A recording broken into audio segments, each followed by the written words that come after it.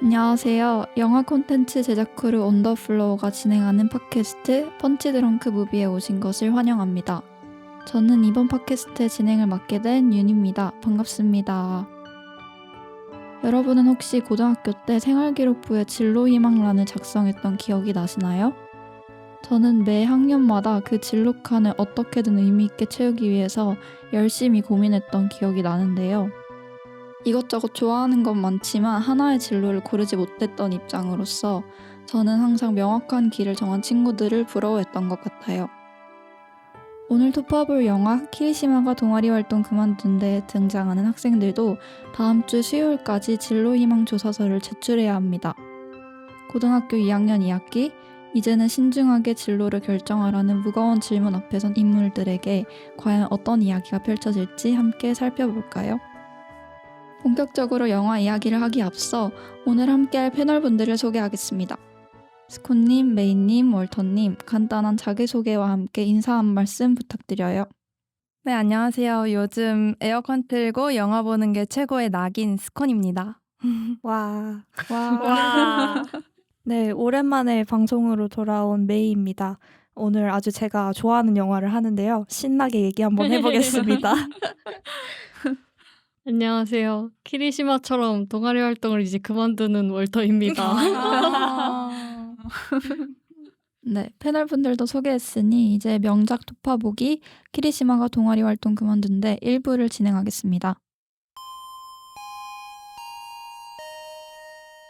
명작 토파보기 키리시마가 동아리 활동 그만둔 데 1부에서는 영화의 전반적인 내용을 살펴보는 시간을 가져보려고 합니다.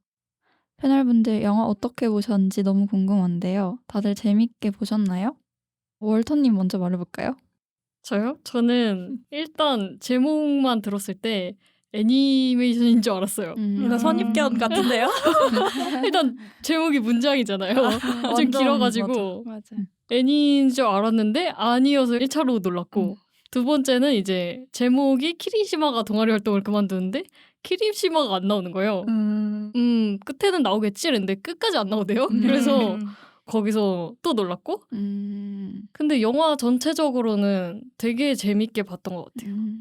고등학생 소재로 된 영화는 많지만 얼마 전에 해피엔드도 그랬고 맞아요. 근데 이 영화는 고등학생의 생활만으로 영화 전체를 채워나가잖아요.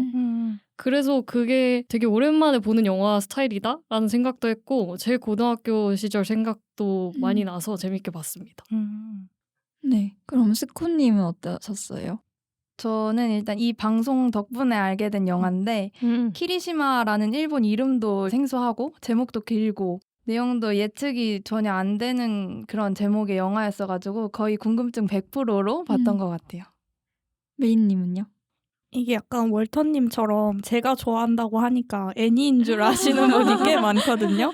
근데 아시는 분들은 아시겠지만 제가 인생 영화라고 맨날 영업을 하는 영화 중에 하나인데 저는 처음 봤을 때부터 너무 좋았어요. 뒤에도 얘기하겠지만 진짜 취향 저격을 당했고 근데 본 사람이 많이 없는 영화라 꼭 같이 얘기를 나눠보고 싶었는데 마지막 방송이지만 같이 얘기를 하게 될 수 있어서 지금 너무 기대됩니다. 윤님은 어떠세요? 저는 사실 이 영화가 메인님의 최애 영화라서 많이 전해 들었었어요. 근데 그때 저는 막 어차피 난 안 볼 것 같다며. 그래서, 속마음이 그랬구나.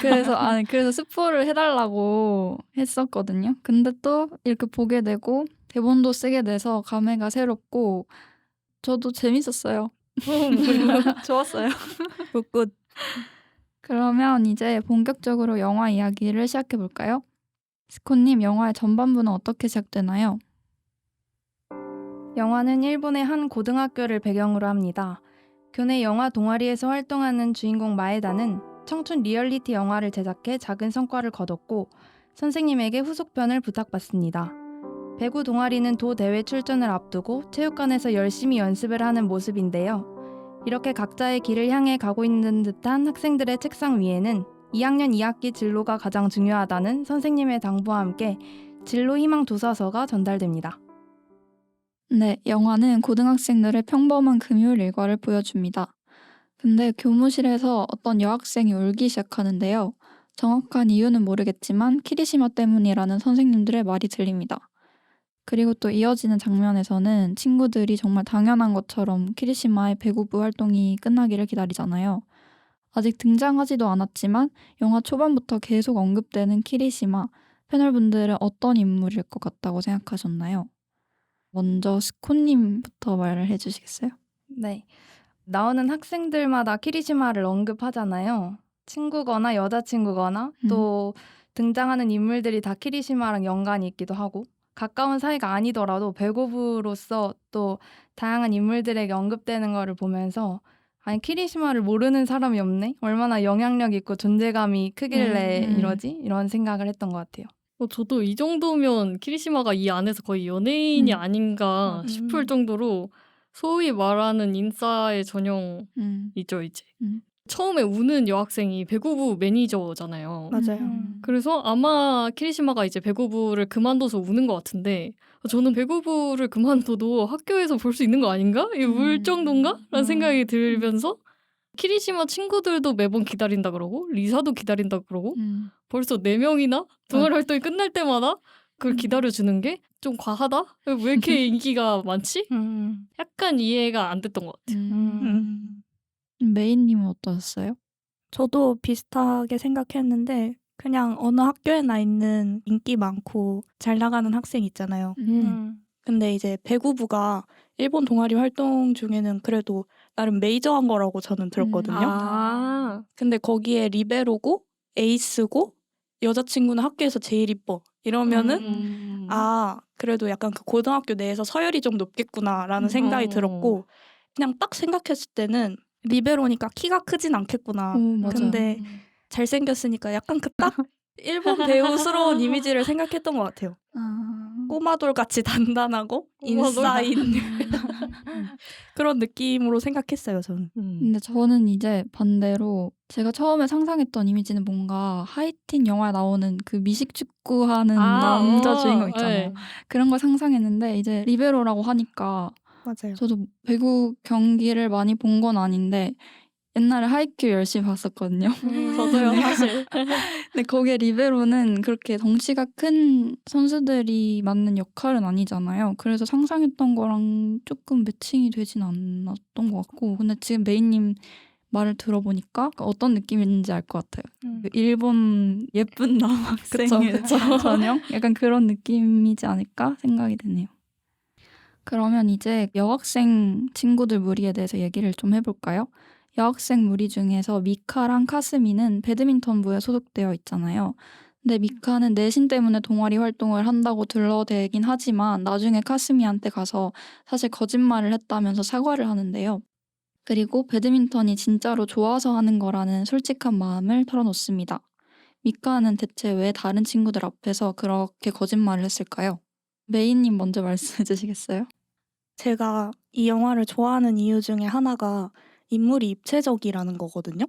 다들 느끼셨죠? 네. 이게 상대에 따라 애들이 태도가 변하잖아요. 네. 근데 그게 사실 저는 되게 현실적이라고 생각을 했어요. 왜냐면은 미카랑 카스미랑 사나랑 리사죠. 이 4명이 같은 무리로 다니지만 그 안에서도 상대가 누구냐에 따라 할 수 있는 대화 주제가 다르잖아요. 맞아요. 그 뒤에 사나랑 리사한테는 진지한 얘기를 할 필요가 없다는 미카의 대사가 있거든요. 그래서 배드민턴을 진지하게 좋아한다는 열망 자체를 사나랑 리사는 이해할 수 없는 종류의 열정이라고 생각해서 그렇게 둘러댄 것 같다는 생각을 했어요. 근데 저도 공감했던 게 저는 말 안 통할 것 같으면 굳이 얘기 안 하는 타입이거든요. 사나랑 리사는 관심사가 되게 달라 보이잖아요. 맨날 같이 하는 얘기는 주로 남자 동급생들에 대한 얘기를 하거나 그래서 그냥 저 같아도 미카처럼 가벼운 얘기로 둘러댔을 것 같다 이런 생각이 들었어요. 맞아요. 저도 비슷하게 생각을 했는데 사나랑 리사 하는 얘기 들어보면 뭐 좋아하는 거, 하고 싶은 거 이런 얘기를 하는 건 본 적이 없고 주로 남자친구 얘기가 주 관심사더라고요. 그리고 마에다가 영화부 활동하는 걸 보면서 좀 비웃기도 하잖아요. 네. 전혀 공감하지 못하는 반응들도 보이고 그래서 이런 모습을 보고 미카가 굳이 사실대로 얘기하지 않아도 됐겠다. 저도 이렇게 생각했어요. 저는 뒤에 미카랑 카스미랑 하는 대화를 보면서 미카가 언니 얘기를 잠깐 하잖아요. 맞아요. 그러니까 언니가 죽은 것 같은데 언니가 원래 배드민턴을 했었는데 도대회에서 4등까지 할 정도로 되게 성적이 좋았다. 이런 얘기를 해서 미카가 배드민턴을 그렇게 열심히 하고 좋아하는데 분명히 언니 영향이 컸을 거라고 생각해요. 그래서 그런 복잡한 의미까지 속에 있는 말을 다 하기에는 그냥 일상적으로 친구들이랑 하는 대화에서 꺼내긴 좀 무겁다고 느껴서 안 하지 않았을까라고 생각했습니다. 맞아요. 저도 미카가 죽은 언니 얘기를 카스미한테만 했을 것 같다는 생각을 하기도 했어요. 확실히 친밀도의 차이가 좀 있는 것 같아요. 네, 다음 질문으로 넘어가 볼게요. 일본의 고등학교 생활을 담고 있는 영화인 만큼 각 인물들이 진짜 다양한 동아리 활동을 하잖아요. 그래서 궁금한 건데 패널분들은 고등학교 때 어떤 동아리 활동을 하셨나요? 윤님은 어떤 거 하셨어요? 저는 그냥 지금도 그렇긴 한데 고등학교 때 완전 음악에 빠져 있었어가지고 오. 저는 계속 밴드부를 했었어요. 우와, 무슨 포지션이었나요? 그건 비밀이에요. 에이? 왜? 설마 보컬? 아 모르죠. 근데 보컬의 어쨌든 확률이 커 보이는 걸로. 공연을 하는 동아리니까 저도 동아리 관련된 추억이 되게 많은 것 같고 사실 1학년이 돼서 어떤 동아리에 들어가야 될지 결정을 막 하잖아요. 그때 저도 고민을 엄청 많이 했거든요. 그냥 별 큰 건 아닌데 그때는 되게 생기부에 쓸 수 있다. 약간 이런 게 있잖아요. 맞아요. 그래서 고민을 엄청 했는데 그래도 그냥 좋아하는 걸 하자라고 해서 밴드부에 들어갔는데 저는 완전 후회 없는 결정이었다고 생각을 해요. 재밌었겠네요. 재밌었어요. 마에다인데요? 다른 분들은 어떠셨어요? 어떤 거 하셨어요? 근데 공연을 올렸다고 해서 저도 비슷하게 얘기를 해보자면 영어 연극부였어요. 고등학교 때. 잘 어울린다. 저희 학교에 그냥 연극부가 있고 한글로 하는 게 있고 영어 연극부가 있었는데 저희는 아무래도 영어로 해야 되니까 되게 유치 뽕짝한 대본을 직접 짜서 올렸단 말이죠. 막 소품도 사고 나중에 학교 끝나고 따로 모여서 연습도 하고 핀마이크 차보고 이런 거 언제 하겠어요. 그래서 되게 재밌었던 기억이 있습니다. 공연 동아리는 진짜 재밌는 것 같아요. 맞아요. 또 스코님은 어떤 거 하셨어요? 저는 중학교 때 방송부를 했었는데 그게 되게 재밌었는데 진짜 실제 방송국처럼 체계도 엄청 엄격하게 잡혀 있었고 하는 행사도 되게 많았어서 좀 힘들게 하긴 했어요. 근데 헐. 그 당시에는 되게 하고 싶었던 일이고 또 좋아했던 일이기도 해서 좀 마에다처럼 엄청 열정적으로 방송부 활동을 했던 기억이 있습니다. 하고 막 동아리실 청소하러 간다는 핑계로 교실 청소 안 하고 막 이랬던 마에다처럼 좀 선생님이 봤을 때는 마음에 들지 않을 수도 있겠다 하는 이런 에피소드들도 많았어서 재밌게 활동했었습니다. 방송반은 진짜 하는 애들은 진짜 열심히 했던 것 같아요. 맞아요. 완전 열심히 하는 이미지였어요. 저 방송부. 맞아요. 저는 이게 다른 학교에도 있는 건지 모르겠는데 저희 학교에는 학교 홍보단이라는 게 있었거든요. 근데 저는 고등학교 때 그걸 했는데 이게 뭘 하는 동아리냐면 저희 학교에 대한 홍보 책자 같은 걸 만드는 거예요. 브로슈어를 제작하고 중학생 친구들이 학교 투어를 오면 안내를 해준다거나 아니면 행사가 있으면 사진을 찍어서 기사를 써서 올리고 뭐 이런 거였거든요. 아무튼 거기에 소속돼 있긴 했습니다. 다들 다양한 동아리 활동을 하셨던 것 같아요. 다시 그럼 영화 얘기로 돌아가서 되게 인물 관계가 복잡하잖아요, 영화에서. 관현악부의 사화지만은 키리시마의 단짝이자 공부도 운동도 다 잘하는 히로키를 짝사랑하고 그리고 또 미카는 배구부에서 키리시마의 서브로 활동하는 코이즈미를 복잡한 시선으로 바라보기도 하고요. 그리고 또 카스미는 영화부의 마에다를 계속 의식하는 모습을 보여줍니다. 이렇게 미묘하게 얽혀있는 인물관계에 대해서도 한번 같이 얘기해볼까요? 스코님 먼저 얘기해 주시겠어요? 네. 학원물 청춘영화 또 이런 장르가 아니랄까봐 그들 간의 러브라인이 아주 많더라고요. 저는 이 러브라인 중에서도 카스미랑 마에다의 관계에 좀 더 눈길이 갔던 것 같아요. 카스미랑 마에다가 영화관에서 마주치잖아요. 네. 이때 카스미가 마에다를 보는 눈빛도 그렇고 둘이 영화 취향도 좀 잘 맞는 것 같고 또 카스미가 마에다의 중학생 때 모습을 기억하더라고요. 그래서 이 뒤로 또 마에다는 카스미를 힐끗힐끗 쳐다보는 게 또 제 눈에 대놓고 보이고 해서 그냥 이 둘이 뭔가 있구나 이렇게 생각했는데 카스미 남자친구가 류타더라고요. 그러니까요. 남자친구가 있어요. 네. 맞아. 뜻밖의 둘이어서 되게 놀랐는데 이 사실을 알고 후반부를 계속 보니까 카스미가 마에다를 봤던 게 열정과 최선을 다하는 모습에 대한 동경의 눈빛이었나? 이런 생각도 했어요. 저도 그랬어요. 마지막에 옥상에서 카메라를 떨어뜨린 마에다의 표정을 또 카스미가 포착을 했는데 이때 카스미의 눈빛은 함께 걱정하고 좀 슬픔에 공감해주는 눈빛인가 하는 생각도 들어서 이 둘의 관계를 그냥 내가 오해한 건가 이렇게 생각했습니다. 그럼 월터님도 비슷하게 보셨나요? 저도 완전 똑같이 처음에는 서로 시선이 향하는 쪽이 쟤네 둘이 좋아하나 보다라는 그런 편협한 사고를 가지고 영화를 보다가 마찬가지로 남자친구가 있는 걸 알고 보니까 왜 굳이 좋아하는 관계라고 단정을 지었을까? 말 그대로 동경일 수도 있겠다라는 생각을 했고요. 그래서 저는 이렇게 카스미가 마에다를 동경하고 미카가 배구부의 코이즈미를 동경한다고 봤을 때 이 관계가 되게 재밌는 거예요. 왜냐면 미카는 또 마에다를 무시해요. 맞아요. 막 영화 제목 저게 뭐냐 이러면서. 맞다. 그래서 서로 그런 동경하는 감정이 같은데도 누구는 공감을 해주고 누구는 공감을 못 해주는 이런 차이가 되게 확실히 청소년이라 그럴 수 있지만 공감의 폭이 되게 좁다라는 생각을 했습니다. 메인님은 어떠셨어요? 저도 미카랑 코이즈미 관계가 다시 보니까 더 기억에 남더라고요. 근데 이건 약간 알고리즘에 뜬 건데 이 영화의 스피노프 격으로 찍은 10분짜리 영상이 있더라고요. 뭐예요? 근데 그게 미카 얘기더라고요. 이게 소설 원작인 영화잖아요. 네. 근데 그 소설 원작에는 미카 얘기가 더 나온대요. 우리가 아까 미카 언니 얘기했잖아요. 네. 미카 언니가 죽었다고. 근데 그 죽은 게 어떻게 죽은 거였냐면 미카 언니 이름이 카오리거든요. 카오리가 교통사고로 죽어버려가지고 미카네 엄마가 미카를 집에서 카오리라고 부르는 거예요. 진짜 상처다 그거. 네. 카오리가 좋아하는 매운 카레만 하고 카오리 왜 대답 안 하니? 막 이런 식으로 얘기하는 거예요.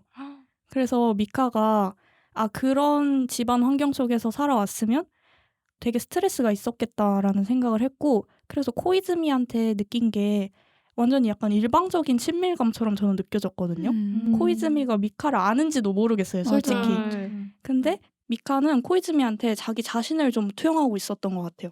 왜냐면 재능있는 언니의 대체품인 자신하고 키리시마의 대체품인 코이즈미하고 약간 비슷한 처지에 있겠다라고 생각을 했던 것 같고 저는 마지막에 키리시마가 왔다고 하니까 달려가잖아요, 코이즈미가. 네. 근데 가지마 안 가도 돼 이러잖아요. 네. 그게 약간 자기 자신한테 하는 말 같았어요. 약간 완전 소름 돋아요 지금. 카오리를 굳이 쫓지 않아도 된다. 그냥 네 인생을 살아도 된다라고 미카가 스스로한테 얘기하는 것 같아서 소설에는 이 부분이 나온다고 하더라고요. 그래서 뭔가 좀 더 집중해서 봤던 것 같습니다. 너무 마음 아파요. 그걸 듣고 메이님 얘기 들으니까 진짜 그렇게 이해가 되네요. 마음 아프죠.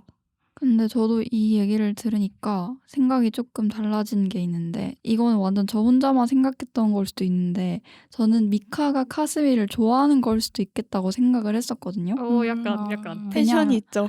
맞아요. 왜냐하면 체육복을 갈아입는 장면에서 행운 팔찌에 되게 관심을 보이는 듯 하면서 무슨 팔 근육을 막 만지거든요. 맞아요. 만져봐도 돼 이러잖아요. 만져봐도 돼. 근데 그리고 뒤에 나오는 장면은 계속 그 행운 팔찌를 뭔가 의식하는 듯한 그런 연출이 있었어요. 그러니까 미카 카스미한테 말을 걸 때 그 행운 팔찌를 앵글을 걸쳐서 보여준다든지 계속 그렇게 보여주는 거예요. 그래서 자꾸 왜 행운 팔찌를 왜 이렇게 보여주지 생각했는데 나중에 나오지만 그게 비밀 연애를 하고 있었는데 남자친구랑 맞춘 그런 맞아요. 커플 팔찌잖아요. 그래서 미카가 혹시 그걸 알고 계속 그걸 의식하는 건가? 약간 이런 생각을 했거든요. 근데 또 메이님 말씀을 들어보니까 미카가 카스미의 팔 근육을 언급하면서 자기 언니의 팔이랑 되게 닮았다 이런 얘기를 했잖아요. 그래서 어쩌면 좋아하는 것보다는 그냥 언니를 떠올리는 건가? 카스미를 보고 약간 애증? 그런 느낌인 건가? 이런 생각도 들고 되게 좋은 정보를 들어서 좋네요. 확실히 미카의 심정? 이런 게 되게 복잡한데 잘 안 맞아. 나타나서 네. 여러 해석이 가능한 것 같아요. 맞아요. 그럼 다음 질문으로 넘어가서 마에다는 정해진 각본으로 후속편을 찍어달라는 선생님의 말을 무시한 채 원하는 시나리오로 영화를 제작하려고 마음을 먹습니다. 마에다가 찍고 싶어하는 영화는 우주 좀비 영화인데요. 심사에서 떨어지더라도 이왕이면 만들고 싶은 영화를 만들자는 마에다의 모습 다들 어떻게 보셨나요? 월터님은 어떠셨어요? 일단 영화부 친구들이 영화에서 너무 아싸처럼 나오는 거예요. 운동도 막 헛발질하고 맞아. 잘 나가는 애들 앞에서 불만은 말 못하지만 뒤에서 꿍시렁대고 이렇게 너무 귀엽죠. 좀 그랬는데 원더풀 사람들이 다 그렇지만 저도 영화를 좋아하기 때문에 아 진짜 대단하다. 고등학생 때부터 저렇게 찍고 싶은 영화가 있고 그거를 실행하려고 하는 게 마에다가 진짜 대단해 보였어요. 마에다랑 다른 영화부 친구랑 선생님이랑 영화 후속편 찍을 거에 대해서 면담하는 장면이 있잖아요. 거기서 선생님이 너무 별론 거예요. 아니 고등학생 영화제에 고등학생이 출품을 하는데 왜 시나리오를 자기가 쓰지? 그러면서 이제 마에다한테 반경 1m 내에서 주제를 좀 찾아봐라. 연애나 맞아요. 시험이나 친구관계 이런 거. 근데 보시면 아시겠지만 그 영화부 친구들이 연애를 할 것 같지 않고 시험은 뭐 수업 시간 하는 거 보면 마에다 책 세워놓고 뒤에서 시나리오 쓰고 있고 맞아요. 그리고 친구도 이제 영화부 친구들끼리 돈독하게 노는 것 같고 그래서 뜻밖의 문제가 있었네. 그런 걸 쓸 수 있는 사람한테 쓰라고 해야지 관심사가 정해져 있는 친구들인데 그래서 자기가 생각하는 학생상의 그 표준을 좀 강요하려고 하는 선생님이랑 하고 싶은 걸 하려고 하는 마에다랑 되게 대비가 돼 보였던 것 같아요. 약간 어떻게 보면 선생님이 만들고 싶은 영화는 어른들이 보는 그런 아름다워 보이는 청춘의 모습? 맞아요. 만들어낸 그런 모습? 그런 영화를 찍고 싶어 하시는 것 같았어요. 좀 별로였던 게 저도. 영화부 동아리방이 나오잖아요. 근데 동아리방이라고 하기에는 검도부가 쓰는 어떤 교실의 한 구석을 같이 쓰고 있더라고요. 맞아요. 그래서 학교에서 지원을 안 해주나 봐요. 네, 사람이 그렇게 많은데 다들 쭈그려 앉아가지고 맞아요. 근데 지금 또 생각해보니까 지원도 잘 안 해주면서 그렇게 후속편을 막 요구하는 선생님이 좀 진짜 별로다 이런 생각이 맞아요. 들어요. 그렇네. 그런 와중에도 자기들이 하고 싶은 거 후회 없이 막 하자 이런 마인드로 그냥 멋대로 하는 모습이 전 되게 좋아 보였고 전에 만든 그 그대여 닦아줘요? 라는 영화도 제목이 이상해서 다른 친구들의 네. 비웃음을 막 받잖아요. 근데 전혀 아랑곳하지 않고 항상 영화나 만화에 푹 빠져있는 그런 모습이 되게 확고해 보여서 좋게 봤던 것 같아요. 저도 다른 분들 얘기한 것처럼 그 그대여 닦아줘요의 네. 장르가 청춘 영화라고 막 얘기를 하잖아요. 네. 그런데 아까 월터님이 얘기하신 것처럼 거기에는 선생님이 바라보는 청춘의 이상향 같은 게 들어가 있을 거라고 생각을 하거든요. 근데 이 키리시마가 동아리 활동 그만둔 데라는 영화 자체도 청춘을 미화하는 영화는 아니라고 생각을 해요. 그래서 대중적이지 않더라도 자기만의 길을 가는 마에다를 보여주는 게 이 우주 좀비 영화라는 장르 그 자체다라고 생각을 했던 것 같아요. 다들 보면서 느끼셨겠지만 저는 히로키랑 마에다가 이 영화 속에서 정반대의 인물이라고 생각을 했거든요. 마에다는 의지가 강하고 에너지가 넘치는 인물이잖아요. 근데 그 생기가 저는 영화를 사랑하는 마음에서 오는 거라고 생각을 했거든요. 영화를 좋아하는 마음과 내가 좋아하는 친구들과 함께하는 데서 오는 즐거움이 있는데 히로키는 보시면 아시겠지만 사나랑 키스를 하면서도 되게 눈이 텅 비어 있어요. 항상 동태눈. 감흥이 없어. 사나가 눈 떴으면 진짜 상처받았을 거예요. 마에다의 이런 모습을 보면서 히로키도 떠오르고 되게 다양한 인물 군상이 있어서 좋은 영화다라고 생각했던 것 같아요. 맞아요. 그 인물마다 진짜 특성이 다 다르고 맞아. 다양하고 그래서 되게 재밌게 봤던 것 같아요. 그리고 약간씩 다 몰입이 되지 않나요? 맞아요. 맞아요. 그런 포인트들이 있어요. 이제 각자의 고민들을 저는 솔직히 다 몰입하면서 봤던 것 같기도 하고. 네, 그래서 이제 주말이 되고 마에다는 철남 테치오라는 영화를 보러 극장에 갑니다. 그곳에서 같은 영화를 보러 온 카스미를 마주치는데요. 두 사람은 이야기를 하다가 헤어지지만 다음날 학교에서 별다른 인사를 나누지는 않습니다. 패널분들은 이 일련의 장면 어떻게 보셨나요? 월터님부터 말해볼까요? 저는 앞선 질문에서도 스코님이 언급하셨지만 카스미가 마에다가 영화 얘기 재밌게 하는 걸 보면서 너 중학생 때도 이랬지 이런 맞아요. 뭔가 둘만의 추억 공유 및 회상 그런 장면에서도 그렇고 조례 때 그대여 닦아줘 나의 눈물을 이걸 들으면서 유일하게 안 웃은 사람이 맞아요. 카스미거든요. 맞아요.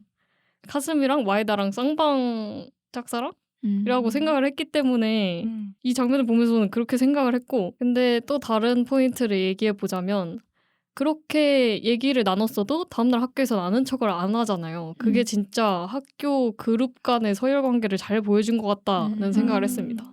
밖에 가서 아는 척은 할 수 있지만 학교에서는 얘랑 아는 척하기 좀 부끄러워. 이런 마음이잖아요. 그래서 좀 가슴이도 착해 보이지만 눈 마주쳤으면 아는 척 한 번쯤은 해줬어도 좋았을 텐데라는 맞아. 생각을 했습니다. 그 급식실 같은 곳에서 마주쳤을 때도 친구 미카가 먼저 간 다음에 말을 다시 걸잖아요. 맞아요. 맞아요. 그런 거 봐도 확실히 학교 안에서는 뭔가 그 위계의 영향을 받는 것 같네요. 다른 분들은 어떠셨어요?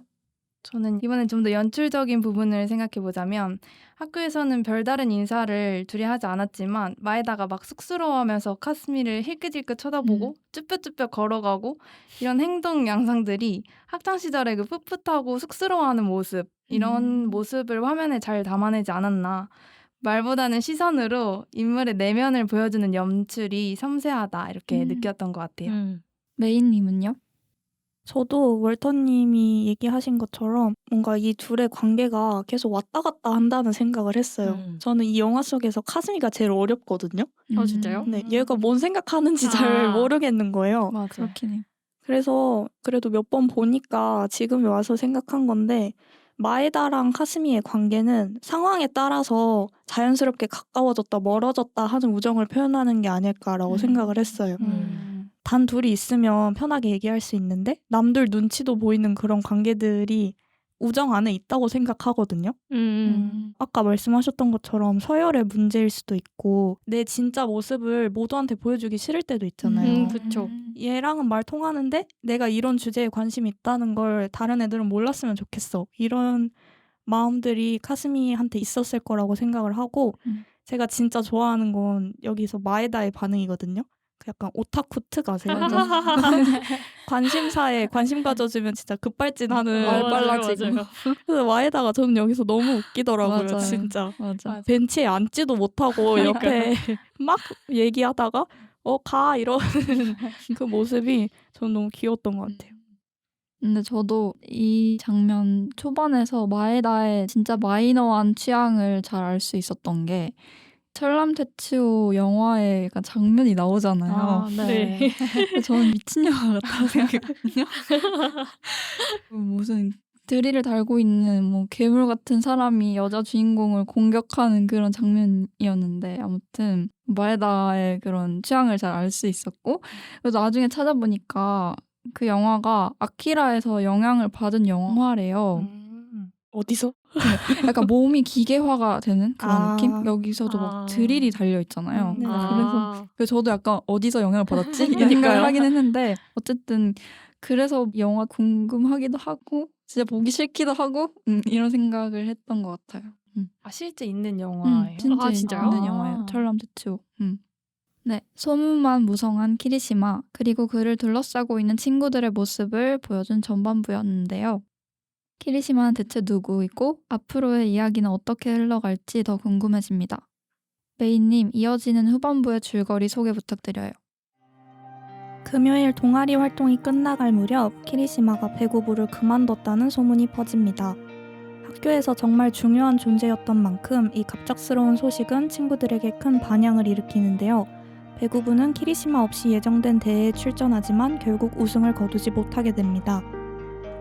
또 여자친구인 리사는 연락 없는 키리시마를 원망하고 단짝 친구였던 히로키 역시 혼란스러운 모습을 보이기 시작합니다.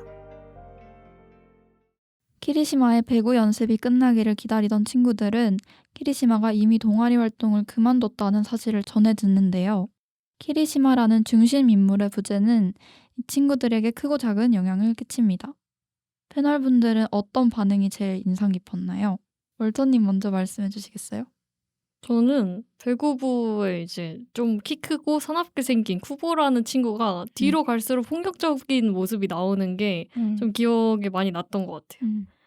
영화 초반부에 배구부가 강당 돌 때 쿠보랑 코이즈미가 되게 자연스럽게 대화를 하는 모습이 나와요. 맞아요. 코이즈미가 야, 뛸 때 구령 붙이자 이러면 아. 쿠보가 그래 이러면서 가는데 그때는 친구 관계가 되게 편해 보이고 자연스러워 보였는데 키리시마가 빠지고 배구부가 시합을 지잖아요.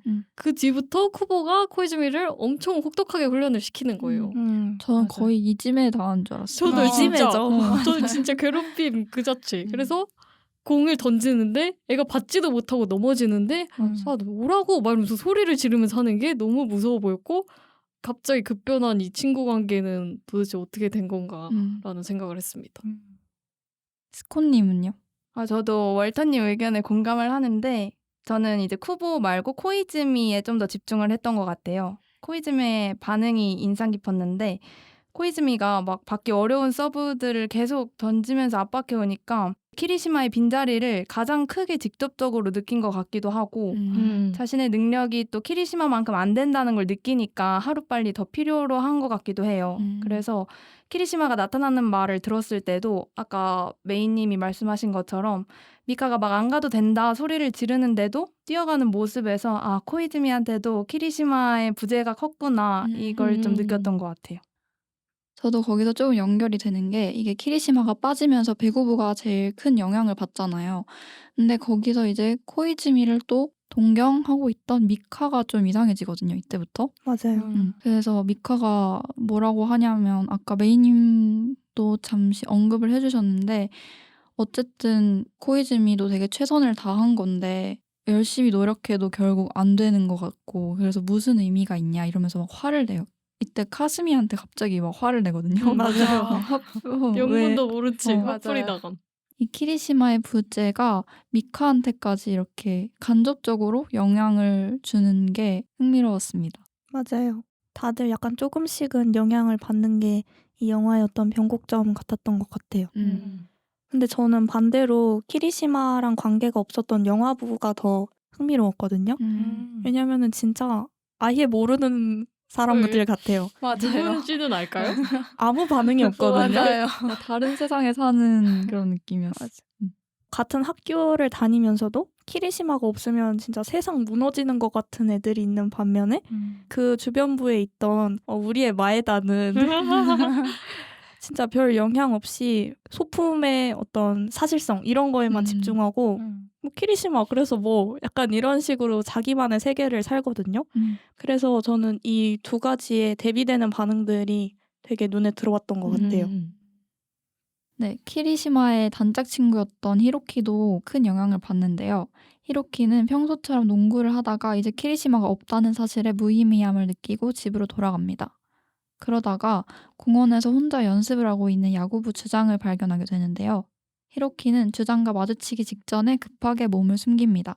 이 순간 히로키는 무슨 마음이 들었을까요? 저는 이때 히로키의 표정도 좋은데 뒤에 숨은 포즈가 되게 좋거든요. 진짜 뭐요? 쭈그러져 있어요. 그 큰 애가 그 덩치 큰 애가 쭈그러져 있는단 말이에요. 다리 뒤에. 근데 저는 그게 쪽팔려서라고 생각을 했어요. 왜냐면 그 야구부 주장은 3학년인데 스카우트 제의가 없다는 거는 사실상 대학을 갈 수 없겠죠. 그리고 정확하게 모르겠는데 일본의 같은 경우에는 대학 선수들 중에서 프로 진출하는 확률이 높다고 들었거든요. 야구 선수들이. 근데 히로키는 야구부 에이스니까 재능이 있다는 거잖아요. 네. 근데 재능이 있음에도 불구하고 열심히 안 하는 자신이랑 재능이 없음에도 불구하고 내가 좋아하는 거니까 열심히 하는 그 주장을 보면서 아, 나 왜 이러고 있지? 나 진짜 쪽팔린다. 이렇게 생각을 했을 것 같아요. 뒤에도 얘기하겠지만 히로키는 지독한 회피형이거든요. 그래서 여기서도 안 숨어지는데 숨었던 것 같아요. 피하고 싶었던 것 같다는 생각을 했어요.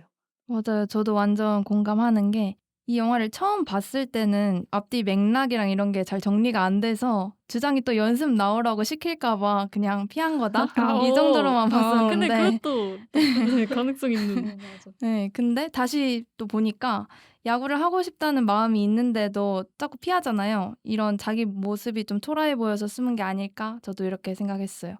야구부 주장은 자기와 다르게 완전 진심이고 열정적으로 연습을 하고 있는데 너무 대비돼서 그냥 숨어버렸다 이렇게 생각했습니다. 방금 스코님이 야구를 좋아하지만 이라고 하셨는데 저도 영화를 두 번째 보면서는 히로키가 야구에 대해 있는 미련이 생각보다 클 수도 있겠다라는 생각을 했던 것 같아요.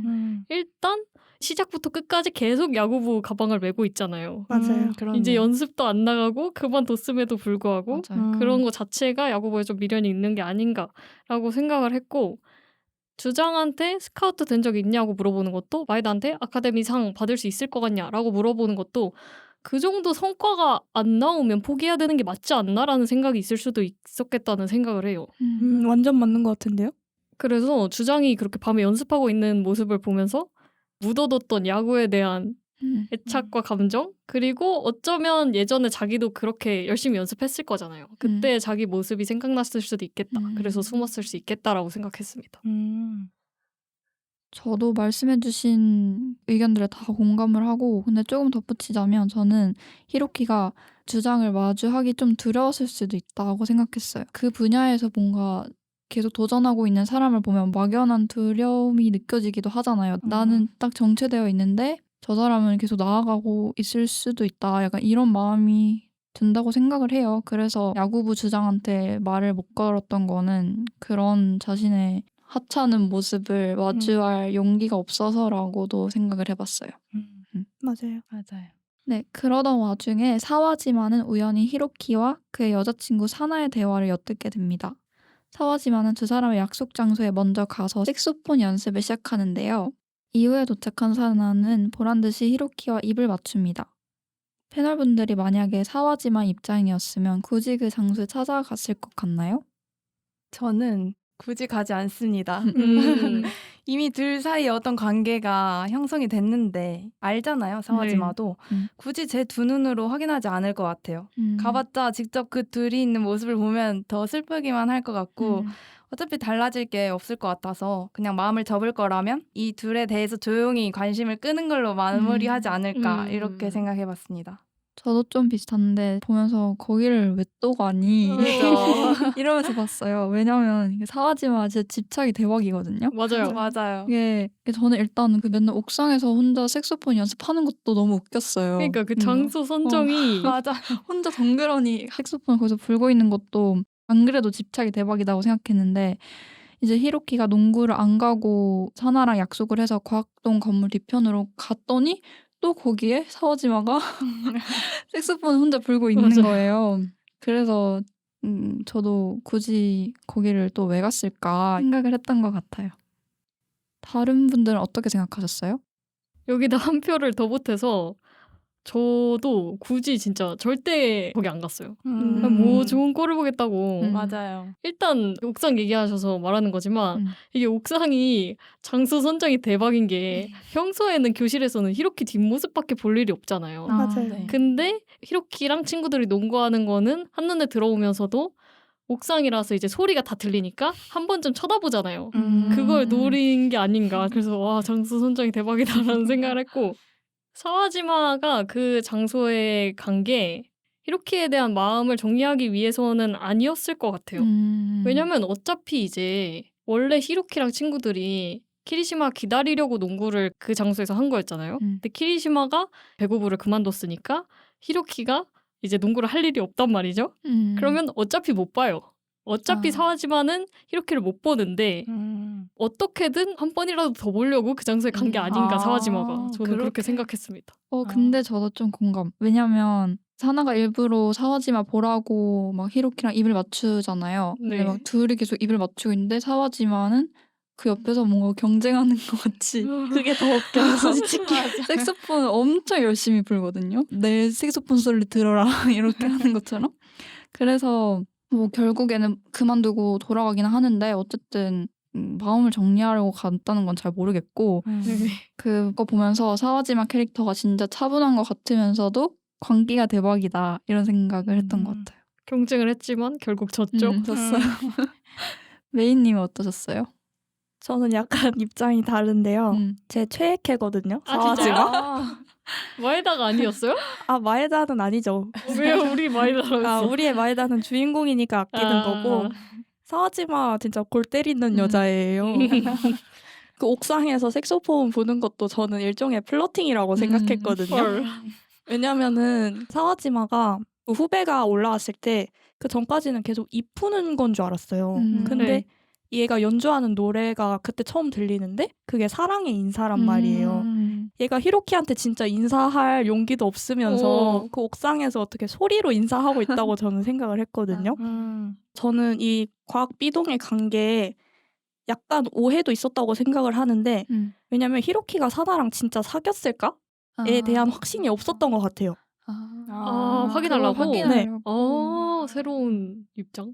왜냐면은 사나가 교실에서 계속 말 거는데 얘네 둘이 진짜 쌍방이라고 생각하셨어요, 솔직히? 아니요? 아니요, 아니요. 그냥 안 좋아해도 중고등학교 때 사귀는 경우 있잖아요. 그렇게 아. 받아주는 경우라고 느꼈어요. 저는 약간 사귀는지도 긴가민가 하긴 했어요. 네, 저도요. 저도요. 음. 그냥 아예 일방적인 건 줄 알았어요. 네. 그래서 저는 사나가 그냥 정말 일방적으로 들이대는 거지 히로키가 마음 있는 건 아니라고 생각했거든요. 그래서 제가 만약에 사와지마였으면 이제 볼 수가 없잖아요. 네. 아까 월터님 말씀하신 대로 방과 후에는 볼 수가 없는 앤데 얘가 진짜 여자친구가 있는 거라면 포기를 해야겠지만 그게 아니라면 모르잖아요. 그래서 과학 B동이란 얘기를 들었을 때 내가 내 두 눈으로 확인하고 왜냐면 그 전에 마에다한테 막 울면서 얘기하잖아요. 나는 오늘로 끝낼 거야. 오늘로 마음 정리할 거야 라고 하는데 저는 그게 자기가 히로키에 대한 감정을 어떻게 할 건지를 얘기한다고 생각했어요. 그래서 솔직히 헷갈리다가도 둘이 뭐 키스하고 있는 거 보면은 사귄다는 생각이 가능하잖아요. 그 정도면 사귄다고 해야죠. 근데 사와지마는 약간 자기 세계에 갇혀있는 애라고 생각했어요. 뭔가 솔직히 좋아하는 애가 있으면 가서 말을 거는 게 먼저지 색소폰 연주한다고 누가 생각을 하겠어요. 뒷자리면은 그냥 뭐 등이라도 쳐서 그러니까요. 얘기라도 하겠지. 그럴 용기도 없는 애라고 생각을 했거든요. 근데 저는 이 장면을 왜 좋아하냐면 저는 마음을 접는 것도 용기라고 생각을 한단 말이에요. 근데 히로키는 시큰둥한 표정을 보시면 아시겠지만 그 상황도 회피하고 있어요, 솔직히. 회피, 지독한 회피. 지독한 회피하고 사나의 마음도 저는 회피하고 있다고 생각하거든요, 히로키가. 근데 사와지마는 이 장면에서 자기가 두 눈으로 확인을 하고 그럼 나 관둬야겠다라고 용기를 낸 것 같아서 저는 이 장면 되게 좋아합니다.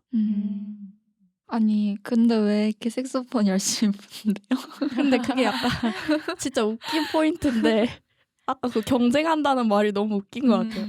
그 마음을 접는 그 과정에서 내가 조금 더 발산을 해보겠다 하다가도 사나가 정말 독하더라고요. 맞아요. 키스를 되게 오래 해요. 그래서 거기서 기가 죽고 들어간 게 아닌가라는 생각을 했습니다. 오, 완전 맞는 것 같아요. 이렇게 들으니까. 발산을 할 거면 좀 제대로 하지 잘 못한 것 같은 게 왜 자꾸 튜닝 같은 것만 하는지 그러니까요. 그냥 좀 연주를 하든가 화려한 연주 같은 거. 네, 좀 그러면 맞아. 저 눈길이 가지 않았을까요? 그때 거기서 사랑의 인사를 했어야 돼요. 후배들 다 불러가지고. 네, 이제 드디어 키리시마가 학교에 나왔다는 소식이 들립니다. 히로키와 친구들 그리고 배구부 학생들은 키리시마를 만나러 옥상으로 달려가는데요. 그런데 그곳에서 마주친 건 키리시마가 아니라 좀비 영화의 클라이맥스 장면을 촬영하던 영화부입니다. 이 장면 다들 어떻게 보셨나요? 메이님 먼저 말씀해 주시겠어요? 저는 이 장면이 이 영화의 클라이맥스 같다는 생각도 했거든요. 클라이맥스가 다가오고 있다, 여기부터. 그래서 저는 이 장면이 되게 기억에 남는데 왜냐면은 처음으로 우리가 키리시마에게 영향을 받는 애들을 중심이라고 칭하고 영화부 애들을 주변이라고 칭하면 그 두 세계가 물리적으로 부딪히는 장면이라고 생각을 했어요. 왜냐면은 그 배구부의 쿠보한테 갑자기 영화부 애들이 눈이 돌아가지고 사과해 막 이러잖아요. 운석 발로 쳤다고. 네. 뭐 마음이 아팠겠죠. 근데 여기서 더 놀란 거는 미카가 갑자기 뺨을 때려요. 사나에. 그래서 여기서 약간 두 무리 사이에 상반된 감정들이 갑자기 폭발을 하면서 충돌하는 게 이 옥상 장면이 그동안 어떻게 보면 병렬적으로 존재해왔던 두 세계가 충돌하면서 섞이는 순간이라고 생각을 했던 것 같아요. 저는 이 장면에서 일단 마에다 카메라 속에서는 좀비 영화 장면이 담기고 배경으로 관현악부 합주 소리가 깔리잖아요. 맞아요. 네. 이런 식의 연출이 제가 개인적으로 되게 좋아하는 연출이라서 기억에 많이 났어요. 마에다가 상상하는 좀비 영화의 화면에서는 애들이 막 팔다리도 뜯기고 내장이 나오고 막 피가 분수쇼를 하고 이러는데 되게 웅장하고 클래식한 음악이 나오잖아요.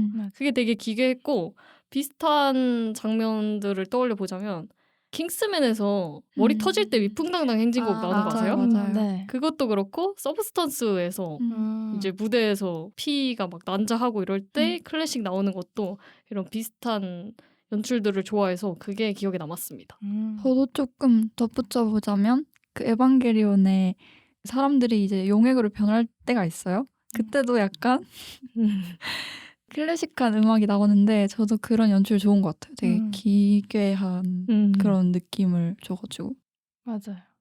또 다른 분 어떠셨어요? 저도 여기에 좀 더 덧붙이자면 그 장면에서 각기 다른 악기 소리가 합쳐져서 여러 높낮이의 음을 내잖아요. 좀비하고 여러 학생들이 엉키고 총체적 난국이 된 장면의 모습하고 괴리가 있으면서도 또 비슷한 분위기를 내는 것 같아서 저는 되게 어울리다고도 느꼈거든요. 그래서 더 좋았던 것 같아요. 네. 한바탕 소동이 끝나고 영화부는 옥상에 남아 흐트러진 현장을 정리합니다. 히로키는 계단을 내려가다 말고 떨어진 필름 카메라 부품을 주워주고는 마에다에게 말을 거는데요. 두 사람의 대화는 나름 유쾌했지만 그 끝에 히로키는 눈물을 흘립니다. 과연 이 눈물의 의미는 무엇이었을까요? 월터님 먼저 말씀해주세요. 저는 히로키가 제일 어떻게 보면 키리시마한테 집착을 한다고 생각하거든요. 뭔가 전체적인 친구 관계도 아니고 특히 키리시마의 관계의 안주에 있던 면이 좀 있는 것 같아요. 맞아요. 근데 이제 야구부 주장도 그렇고 마에다도 그렇고 본인이 중심이 돼서 자기가 주체적으로 세상을 살아나가고 있다 보니까 히로키가 눈물을 흘린 게 이제 키리시마가 없어도 내가 내 생활의 주인이 돼서 어떻게든 살아야 된다. 이런 걸 체감한 순간이었다고 생각합니다. 그래서 마에다가 찍는 영화에서 나오는 대사가 싸우자 이곳이 우리들의 세계다. 우리는 이 세계에서 살아가야만 하니까. 이렇게 말하니까 되게 오글거든요. 중이병. 중요한 건데? 우리는 이 세계에서 살아가야만 하니까 라고 이렇게 대사를 하는데 이 대사도 같은 맥락이지 않나 싶었습니다. 이게 중요한 대사라고 생각해요. 맞아요. 다만 오글거릴 뿐. 그 뒤에 나오는 오글거리는 대사 하나 더 추가하자면 영화 감독은 무리야. 좋아하는 영화랑 찍는 영화가 연결된다고 생각할 때가 있다. 그냥 그게 좋으니까 라고 마에다가 말하잖아요. 네. 자신이 좋아하는 것을 알고 내 영역을 지키기 위해서 지금 하고 싶은 것을 열정적으로 하는데 히로키는 또 그러지 못하고 있으니까 그런 자기 자신의 모습을 자각해서 그러지 않았을까. 그래서 흘린 눈물이라고 생각하고 이렇게 말하는 마에다의 모습에서 이 친구의 확고함과 자신의 가치관이 이 대사에 잘 녹아진 것 같아서 개인적으로 이 대사도 굉장히 좋았습니다. 저도 그 대화 장면이 조금 인상적이었는데 일단 저는 히로키가 우는 게 나도 저렇게 좋아하는 게 있었으면 좋겠다. 약간 이런 마음에서 눈물을 흘리는 건가? 이런 생각도 했어요. 근데 어떻게 보면은 히로키가 저는 야구를 좋아한다고도 생각을 했거든요. 그래서 그것보다는 영화 감독이 될 가능성이 없다는 것도 잘 알고 친구들도 비웃지만 그냥 좋아서 영화를 찍는다는 그 마에다의 말을 듣고 그냥 단순히 좋아서 뭐를 해도 되구나. 근데 나는 그렇게 하지 못했구나. 약간 이런 깨달음을 얻으면서 복합적인 감정이 들어서 눈물을 흘렸던 게 아닐까? 약간 이런 생각을 했던 것 같아요.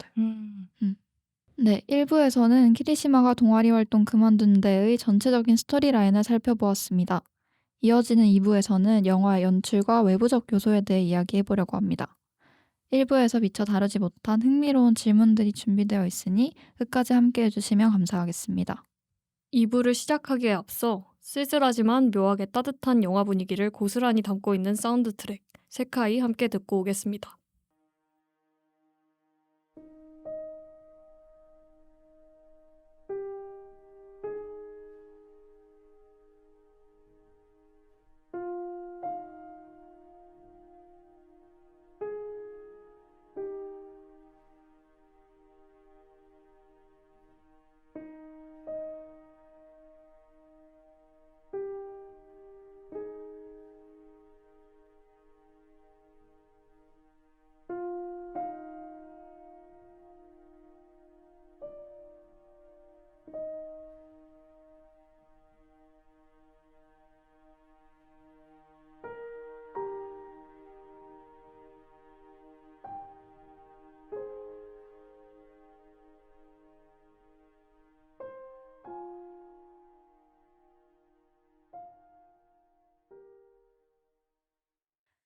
그럼 명작 독파보기 키리시마가 동아리 활동 그만둔 데 2부를 시작하겠습니다.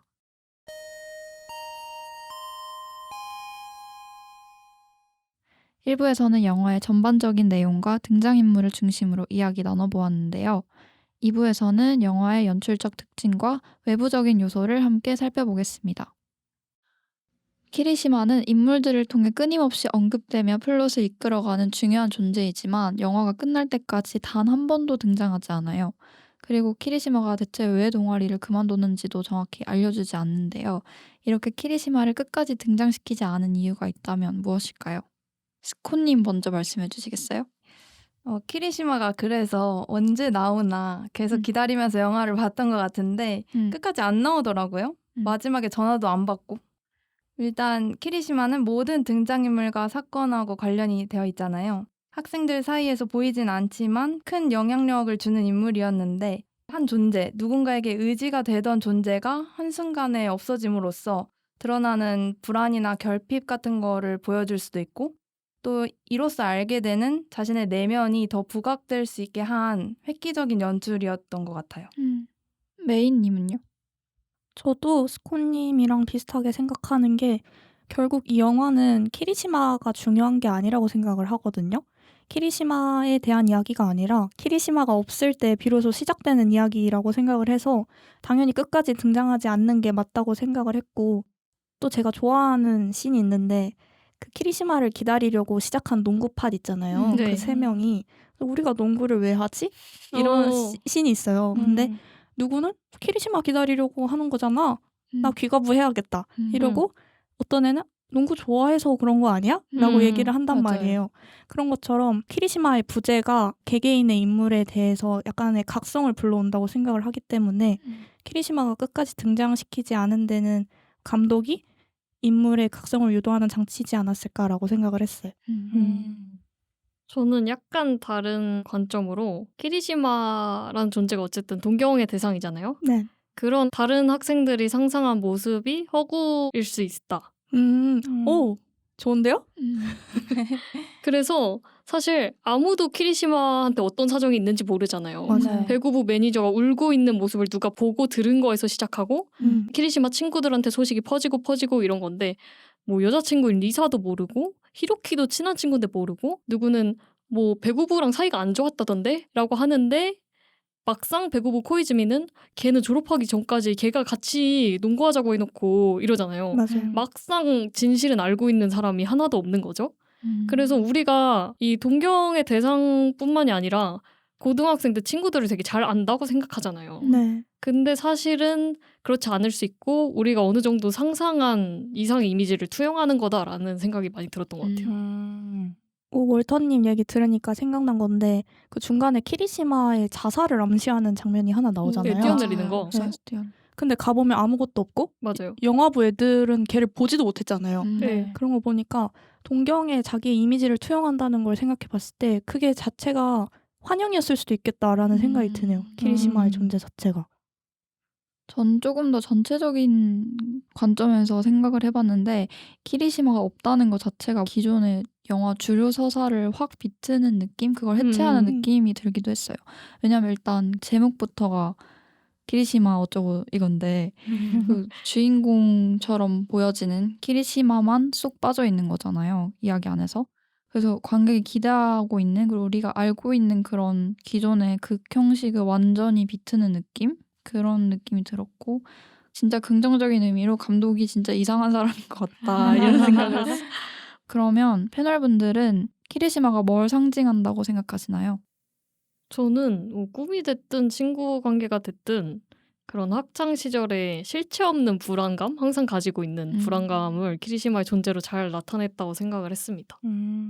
저는 키리시마가 하나만을 얘기하는 건 아닌 것 같고 되게 복합적인 의미라고 생각을 하는데 이번에 보니까 그런 생각이 들더라고요. 키리시마가 주류의 청춘이라고 대변되는 어떤 가치들 있잖아요. 네. 뭐 연애라던가 성적이라던가 운동을 잘하는 걸 보니까 실력이라던가 인기라던가 이런 가치들에서 오는 소속감을 의미한다고 생각을 했어요. 왜냐면 그걸 못 가지고 거기에 못 속하면 주류가 아니라고 생각하잖아요. 마에다처럼. 네. 그리고 저는 이번에 보니까 선생님의 각본이 자꾸 머리에 남았는데 그게 시즌2가 안 나오잖아요, 결국에는. 네. 그런 청춘 영화가 사실상 우주 좀비 영화보다 가치가 있는가? 라고 생각하면 아니라는 뜻이라고 저는 생각을 했거든요. 그래서 그런 주류의 청춘이라고 얘기하는 가치들보다 더 중요한 게 있다라는 걸 얘기하고 싶은 게 아니었나라고 생각을 했고 키리시마가 없어지잖아요. 네. 있다가 없어지잖아요. 네. 그거는 사실 그 소속감이 영원하지 않는 걸 의미한다고 생각을 했거든요. 얘네가 2학년 2학기인데 네. 이때 부활동을 그만둔다는 거는 자기가 지금까지 살아왔던 거랑 다른 인생을 살아보겠다고 얘기를 한 거잖아요, 키리시마가. 그래서 자기 자신의 인생에 대해서 처음으로 주체적으로 생각하게 되는 어떤 각성의 순간이 아닌가? 키리시마가 없어지는 게. 그래서 진짜 중요한 건 키리시마가 없어도 내가 어떻게 내 인생을 살아갈 것인가에 대한 얘기를 하는 거라서 키리시마는 우리가 10대 때 전부라고 생각했던 가치들의 소멸을 의미한다고 생각했어요. 저도 조금 비슷한 것 같은데 저는 키리시마라는 존재 자체가 뭔가 허상 이런 거를 상징하는 것 같다고 생각했어요. 그래서 주류 집단이라는 것도 그렇고 뭐 학창 시절의 위계 이런 것도 그렇고 우리가 사회에서 성공하기 위해서 좋아하는 걸 포기하기도 하고 그러잖아요. 그래서 그런 성공이라는 개념 자체도 그렇고 다 허상인 거죠, 그냥. 그래서 다른 인물들이 다 키리시마라는 사람을 통해서 영향을 엄청 받고 모든 관심이 거기에 다 쏠려 있는데 사실 실체는 없잖아요. 그래서 결국 그런 것들도 실체가 없는 허상이다 이런 거를 좀 보여주는 존재가 아닐까 그런 생각을 해봤습니다. 저도 비슷한 결인 것 같은데 일단 결핍을 느끼게 하는 존재라고 생각을 했고 이 결핍을 느끼게 함으로써 좀 자신의 내면을 돌아볼 수 있게 하는 장치적인 역할을 한다 이렇게 생각을 했어요. 여자친구는 키리시마가 없어짐으로써 점점 날이 서게 되고 자기 모습을 좀 돌아보게 되잖아요. 하고 히로키도 친한 친구가 없어지니까 그 남은 시간에 이제 자기도 돌아보고 야구에 대한 내 마음이 어떤지도 좀 돌아보게 되고 키리시마가 아니었다면 또 마에다를 따로 만나서 대화할 일도 없었을 거고 그러면 자신의 내면을 돌아볼 일도 없지 않았을까? 이렇게 생각을 했고 또 코이즈미도 미안한 얘기지만 키리시마만큼의 능력이 안 된다는 자신의 능력의 한계도 알게 되고 하기 때문에 좀 결핍을 느끼게 하는 존재가 아니었나 생각하겠습니다.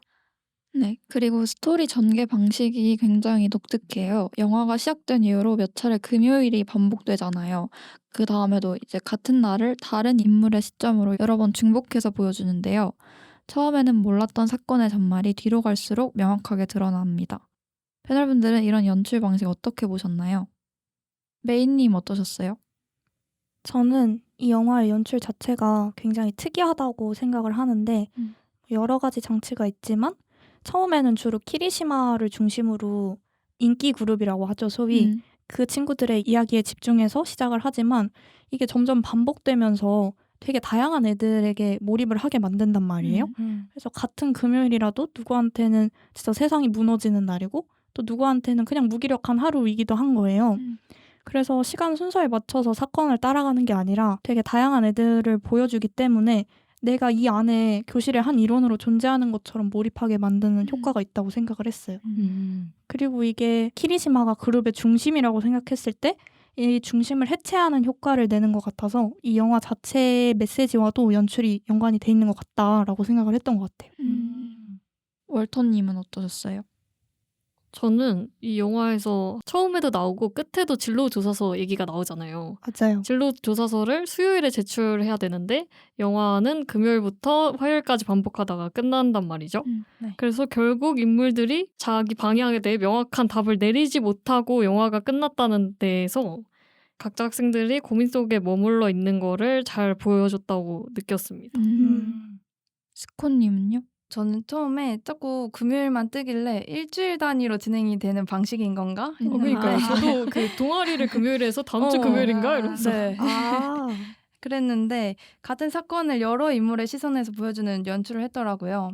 아무래도 같은 장면과 대사가 반복되는 지점이 있어서 자칫하면 좀 지루하게 느껴졌을 수도 있을 것 같은데 흥미롭게 잘 풀어낸 장치라고 생각을 했고 이런 연출을 본 적이 없었어서 되게 좋았어요. 화면을 이용해서 각 인물의 관점에 따라서 다른 친구를 어떻게 보고 있는지 이거를 직관적으로 보여줘서 되게 재밌었고 사와지마가 옥상에서 촬영 때문에 올라온 영화부랑 대치하게 되잖아요. 위에서 아래로의 시점을 한번 보여주고 영화부가 옥상으로 올라가기까지의 과정, 그러니까 아래에서 위로의 시점을 다시 보여주고 이렇게 사건의 전말을 계속 밝혀주는 느낌이었어서 저는 재밌었어요. 맞아요. 다들 말씀하신 것처럼 연출이 진짜 특이하고 좋긴 했어요. 사실 이런 연출이 아니었으면 어떤 주인공 한 명의 관점만 보여주게 되잖아요. 그렇죠. 근데 그렇게 한 명의 주인공을 설정하는 것보다 지금처럼 여러 인물들 이야기 하나씩 보여주는 게 메인이 말씀하셨던 것처럼 영화의 메시지랑 더 잘 부합하지 않나 이런 생각이 드네요. 보면서 처음에 괴물이 약간 생각이 났거든요. 시간대를 똑같이 반복을 하면서 다른 시점으로 계속 보여지잖아요. 맞죠. 그래서 괴물이 생각이 났는데 이 영화는 그 잡아주는 시간의 간격이 되게 타이트하잖아요. 어떤 네. 특정 행동을 중심으로 그 시간이 되게 짧게 지나가기도 하다 보니까 어떻게 보면 약간 타임루프물 오, 맞아요. 같기도 한 생각이 저도 들었던 것 같아요. 완전 그렇게 느꼈어요. 타임루프라고 생각했어요. 전 처음에. 그렇게 영화는 한 명의 주인공이 아니라 키리시마를 둘러싼 다양한 인물들의 이야기를 보여주는데요. 각 인물들을 연기한 배우들의 개성이 돋보였던 것 같아요. 특히 인상 깊었던 배우가 있었는지 궁금합니다. 저는 아무래도 마에다 역의 카미키 류노스케가 진짜 인상 깊었어요. 왜냐면 생각만 해도 웃겨. 생각만 해도 웃긴데 이 친구가 걸음걸이 걷는 것부터가 뛰어가는 폼이 아주 저 약간 주먹 꽉 쥐고 걷는 그런 장면도 웃겼던 것 같아요. 맞아요. 저 진짜 배 잡고 웃으면서 봤거든요. 그리고 안경 계속 올리는 거 뭔지 아세요? 알아요. 이게 진짜 사실 제가 일드 보는 걸 좋아해요. 일드 보면 항상 나오는 캐릭터인데 아 이렇게 잘 연기한 배우가 또 있었나 싶을 정도로 카미키 류노스케가 진짜 연기를 너무 잘했다라고 생각을 했어요. 진짜 맞아요. 맞아요. 스콘님은요? 저는 미카가 인상 깊었는데 이 영화에서 미카에 대한 이야기가 나오다가 안 나오잖아요. 네. 아까 메이님이 말씀하신 그것도 이제 가서 봐보려고 하는데 너무 궁금하고 숨겨진 이야기가 더 많은 것 같아서 밝혀진 게 없어서 오히려 좀 더 인상 깊었던 배우였습니다. 저도 사실 그 여학생 무리에 있는 4명이 다 좋았는데 왜냐하면 교복 입고 이제 스쿨백 메고 다니는 게 완전 딱 그 일본 고등학교 감성이라서 너무 좋았는데 저는 그중에 카스미 역할의 하시모토 아이라는 배우가 제일 좋았어요.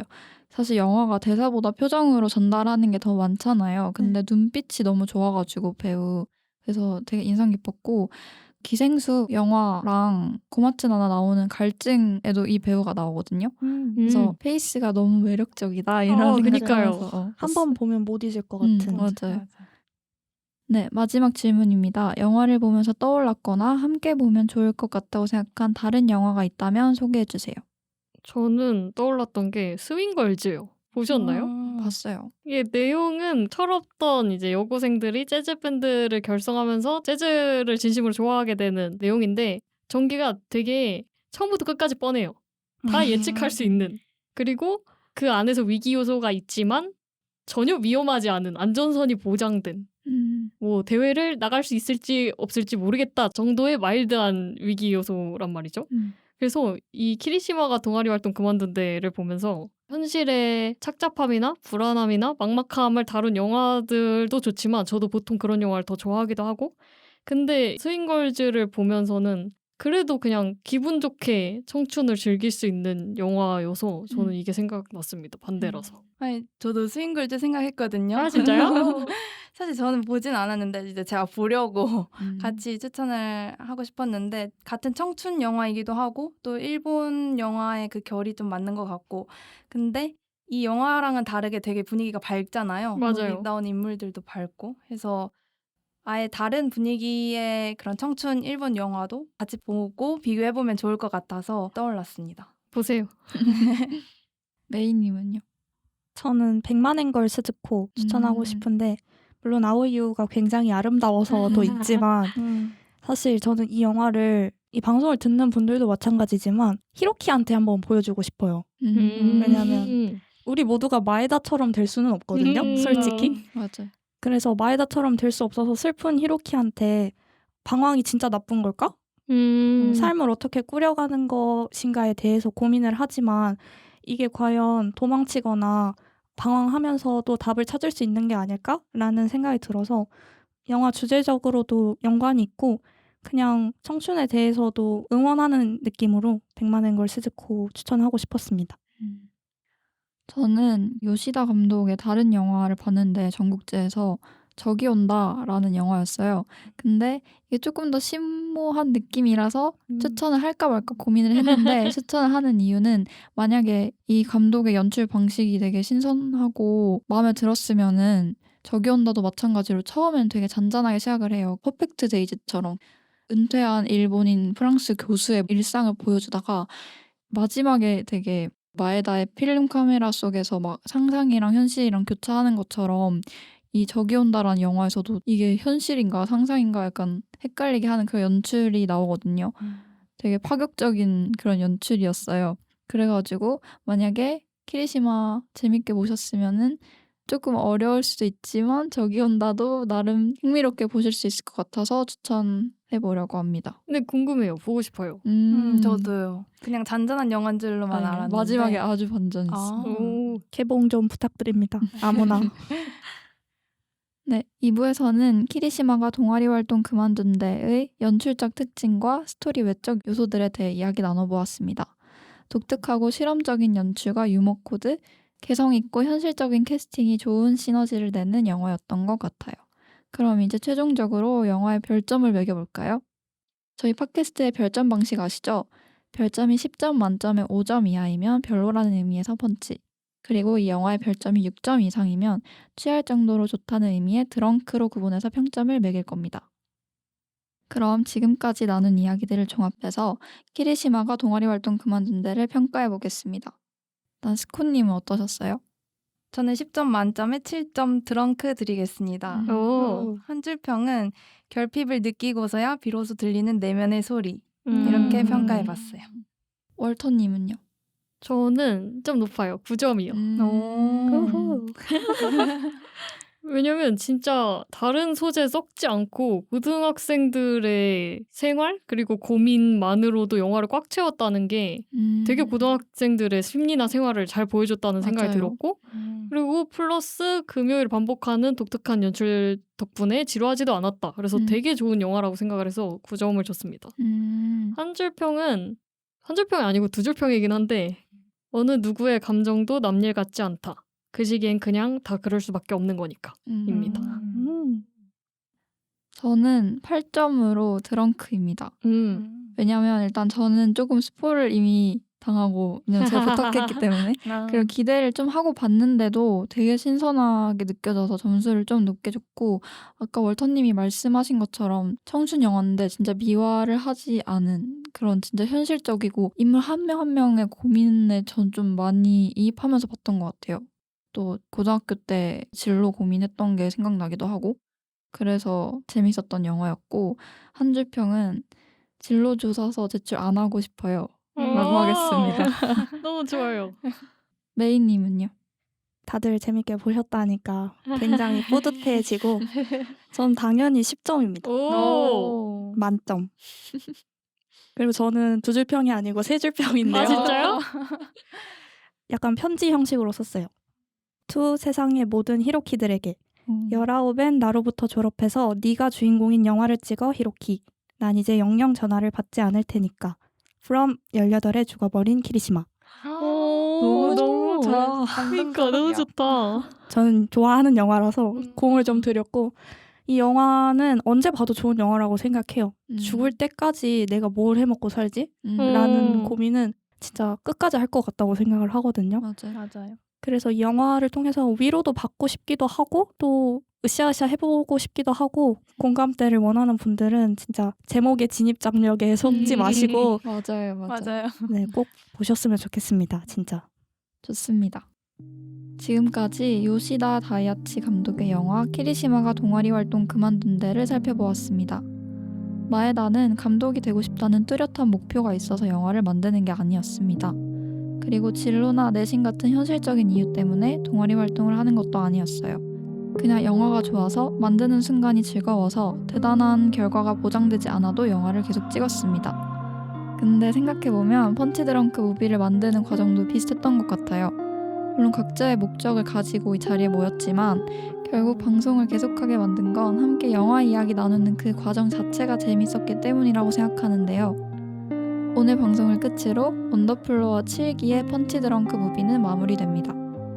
저희는 3주간의 휴식 기간을 가진 뒤에 새로운 시즌으로 돌아올 예정이에요. 다음 기수에서는 또 어떤 새로운 시선과 방식으로 영화 이야기를 풀어갈지 많이 기대해 주셔도 좋을 것 같습니다. 그럼 평소처럼 방송 마무리해볼까요? 지금까지 진행의 윤, 패널의 습관 메이 월터였습니다. 다음 시간에 만나요.